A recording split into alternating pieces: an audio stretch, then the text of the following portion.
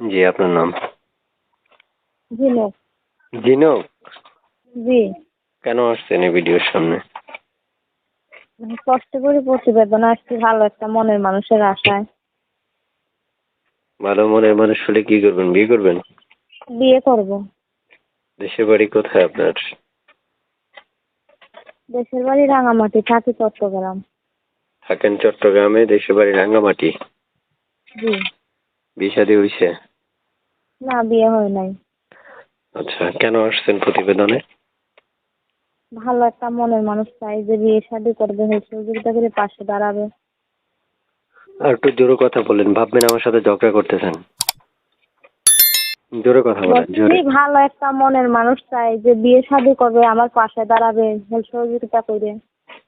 আচ্ছা, এই নাম্বারটা কার? কল রিসিভ করবেন কল দিলে? অবশ্যই রিসিভ করবো, এই নাম্বারটা আমার। এই নাম্বারে কল দিলে রিসিভ করবেন তো?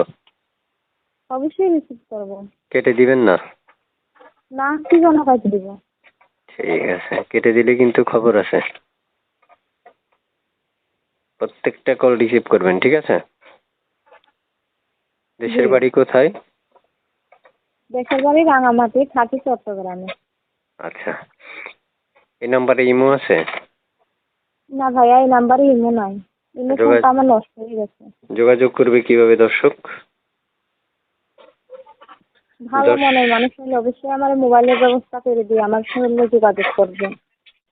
আচ্ছা, প্রিয় দর্শক শুনতে পেরেছেন, আমি এক এক করে কিছু তথ্য আপনাদের জন্য উপস্থাপন করলাম। যদি আপনাদের মনে হয় যে আপুর সাথে কথা বলার জন্য, এই জন্য আপনার স্ক্রিনে দেওয়া নাম্বারে যোগাযোগ করলে আপুর সাথে কথা বলতে পারবেন এবং যোগাযোগ করতে পারবেন, কথাও বলতে পারবেন। আপু, শুনতে চাই, শেষমেশ আপনার কাছে কয়েকটা প্রশ্ন করব। পড়ালেখা করছেন? না ভাইয়া, আমি তেমন একটা পড়ালেখা করি নাই, অল্প পড়ালেখা জানি। অল্প পড়ালেখা করছেন না? দর্শক যদি আপনার সাথে কথা বলতে চাই, সেক্ষেত্রে আমি দর্শকদেরকে বলবো যে ডাইরেক্ট নাম্বারে কল দেওয়ার জন্য, না? জি।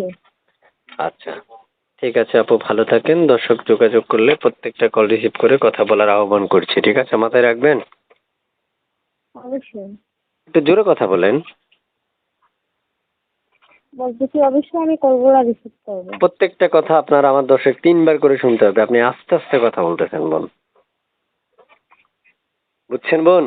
ভাইয়া নেটওয়ার্কের কারণে হয়তো আসছে। জি না, নেটওয়ার্ক করেন না, আপনি মোবাইলটা চার্জারের গার্ডটা কাছে নিয়ে কথা বললে কথা ক্লিয়ার শোনা যায়।